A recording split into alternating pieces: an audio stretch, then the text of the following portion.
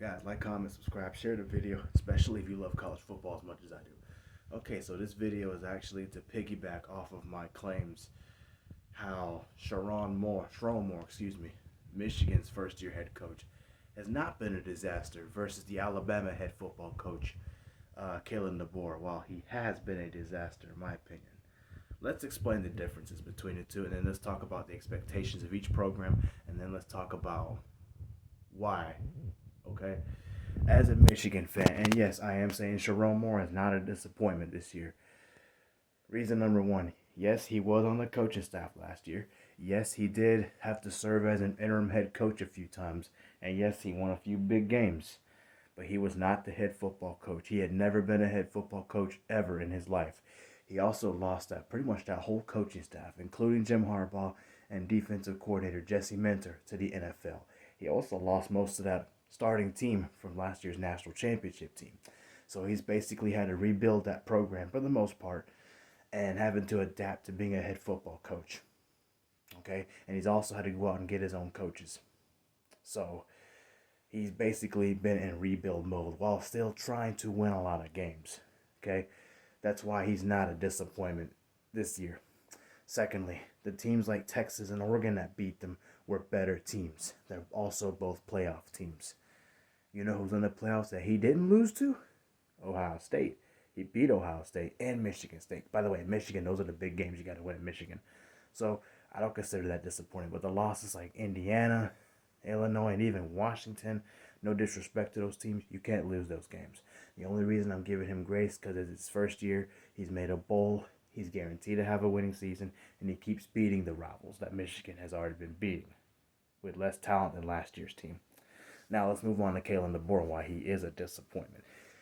This is not his first time as a head football coach. He was, as we all know, he was a head coach at Washington. Took him to a national championship. Won an Alamo Bowl with them. Won a Sugar Bowl with them. You know, bunch of great players on those teams. A winner. And before that, he was a head coach at Fresno State. And he's been a head coach other places too. He's always been a winner. So, given that background, and I understand Nick Saban's the GOAT, and anybody who takes over for him, it's a bad position to be in. I understand all that. But when you're going to Alabama, your expectations are higher than everybody else's. They've had the most national championships out of anybody who's there right now in terms of Power 5 schools. And they've been the most successful. That's what I'm going to say. Back up what I said. They've been the most successful program in the last several years. A blue blood program. I know Michigan is also a blue blood, but I'm also talking about in terms of what was left behind. Alabama has way more talent than Michigan does, and almost everybody else except maybe Georgia and Ohio State and Texas. Kalen DeBoer knows what he's doing, or is supposed to know what he's doing. He walked right into a program that was pretty much built for him to start winning. And what did he do? He did beat Georgia, a fluke win over Georgia. Congratulations, you did get a big win. After that, what happened?